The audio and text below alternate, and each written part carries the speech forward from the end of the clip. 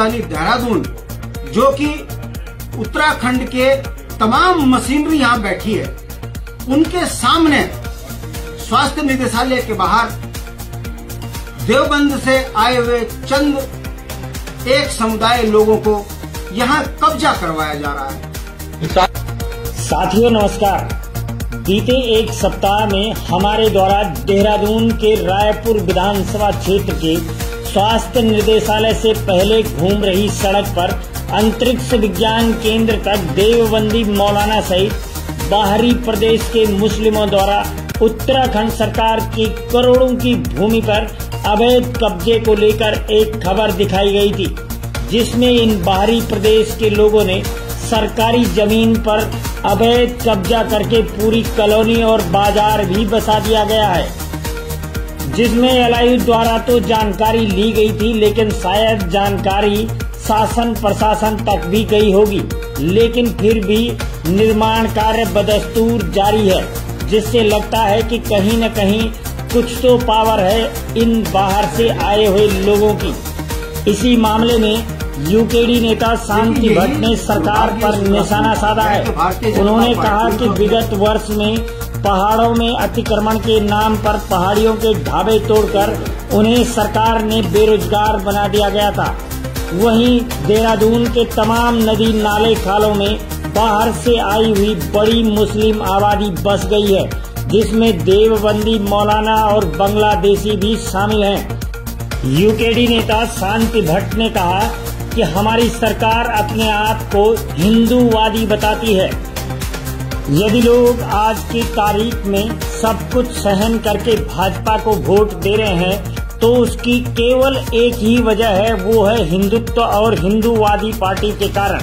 आपने देखा होगा कि विकास नगर तहसील क्षेत्र में गौकुशी में बांग्लादेशी और यूपी के मुस्लिमों का नाम उजागर हुआ है, और ये बाहरी मुस्लिम ही हमारे देहरादून पछवादून क्षेत्र में सरकारी भूमि पर अवैध कब्जे करके जबरदस्ती स्थानीय नेताओं की सरपरस्ती में रह रहे हैं। देखें क्या कहा यूकेडी नेता शांति भट्ट व प्रतिष्ठा सेवा समिति के अध्यक्ष गिरीश डालाकोटी ने। देखिए, यही दुर्भाग्य इस उत्तराखंड का है कि भारतीय जनता पार्टी, जो अपने आप को सनातन धर्म की सर्वश्रेष्ठ पार्टी कहती है, वो पार्टी बड़े बड़े बैनर होर्डिंग लगाकर कह रही है 3 साल बेमिसाल धाकड़ धामी के शासनकाल में उत्तराखंड चमन बन गया।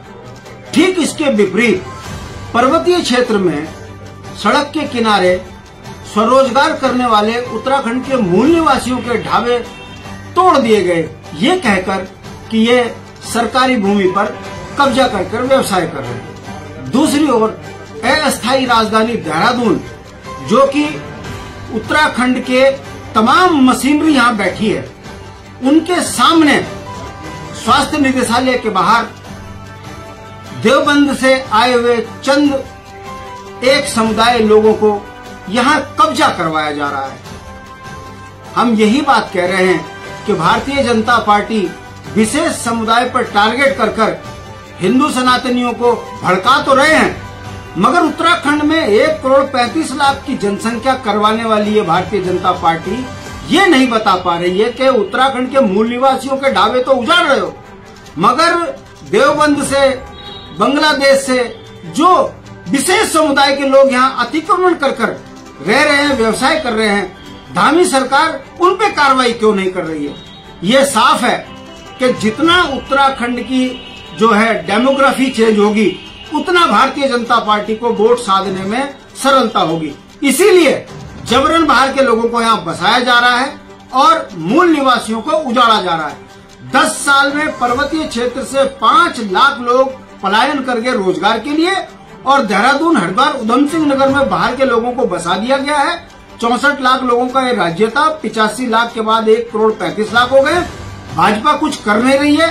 ये समझने वाली बात है कि रोजगार हमारे बिक गए, संसाधनों में बाहर वालों के कब्जे हो गए, और अब जिस तरीके से वोट के लिए बाहर के लोगों को यहाँ बसाया जा रहा है, ये एक षड्यंत्र है। इस षड्यंत्र का शिकार उत्तराखंड का मूल निवासी हो रहा है। यही कारण है कि आज उत्तराखंड के अंदर बहुत आए लोग परेशान हैं। बाहर के लोग चोरी, डकैती, हत्या, लूट सब कर रहे हैं और धाकड़ धामी अखबारों के माध्यम से, बैनरों के माध्यम से 3 साल बेमिसाल कर रहे हैं। ये इतना बड़ा झूठ है, जनता समझ रही है। आने वाले समय में इसका भी खुलासा उत्तराखंड की जनता के सामने उत्तराखंड प्रांत करेगा। निषाद और शहनवाज बांग्लादेशी मूल का है, उसके दस्तावेज हम आपको अभी वो मेरे पास आ चुके। हाजी इमरान वर्तमान निवासी विकासनगर, पूर्व निवासी बेहट, तीसरा